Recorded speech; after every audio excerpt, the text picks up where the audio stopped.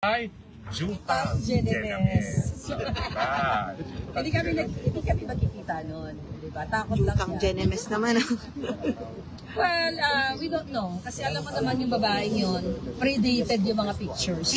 Paano mo naman paniniwalaan, baby? Yes, sa Pilipinas, we don't know. Pero kasi paano ka magtitiwala sa isang bangag? Sige nga. Ayan, Palangga ng Bayan, final message na lang sa lahat ng mga Pilipinong nagmamahal kay PRRD. Well, sa lahat ng mga Pilipino na nagmamahal, hindi lang kay PRRD, para sa Pilipinas. Lahat naman tayo dito, hindi personal na dahil gusto natin mga Duterte. Ako talaga, ang aking interpretasyon sa mga Pilipino dito na nakikipaglaban dito man sa Dahig o sa ibang na bahagi ng mundo, ay dahil gusto nilang magkaroon ng magandang kinabukasan ang mga pamilya nila, ang ating mahal na ilang bayang Pilipinas. So mensahe ko sa inyo, huwag po tayong tumigil sa pakikipaglaban kung ano yung tama. Alam ko, mahal ang pakikipaglaban sa tama dahil namamasakay tayo dito. So papasan ba't didinggin din tayo ng Diyos na ibigay sa atin naman lang ang kaalwanan sa bansang Pilipinas. Hindi na pupugaran tayo ng mga adiktos. Para naman kayo spokes ng bayan, final message. Well, alam niyo po, maraming salamat sa suporta na binibigay niyo sa akin, sa Pilipinas, sa Netherlands. Sa akin po, secondary lang yung pagiging abogado ng Presidente Duterte.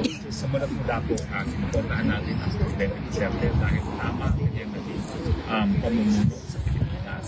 Sa panahon niya, naging mapayapa ang ating komunidad, musbong ang ating ekonomiya, tumaas ang aking turismo, nagkaroon ng mas mabuting kabuhayan ang mga Pilipino. No? At lalong-lalo na ngayon na nakukumpira natin sa administrasyon ni Marcos Jr. No? Na isa na tayo sa pinakamasamang ekonomiya ngayon. At tayo na ang notorious for one of the most unsafe cities. Dati pinaka-safe tayo. Ngayon, isa na tayo sa pinaka-delikado. At syempre, kulela tayo pagdating sa turismo. So talagang, at isa pang hindi ko makakalimutan, yung nakita ko sa unang pagkakataon yung bahay kalapati na tawag ko na tinitira ni Presidente Duterte. Ito lang ako mapaniwala na ganun kaliit ang bahay ni Presidente at parang bahay kalapati kasi meron siyang circular stairway pupunta sa maliit niyang kwarto which is the entirety of the second floor. Pwede pala talaga na maging Presidente na hindi na po. Kaya naman po, ganito na lang ang pagmamahal na pinapakita na sa bayan ng Pilipino. Isa lang po dun sa milyon-milyones sa pagmamahal ng Presidente Duterte. Whether or not I will take this counsel, secondary to yung issue na yun, importante ipakita natin. Mahal natin siya dahil tama ang kanya naging pamumuno. Yes. Alright.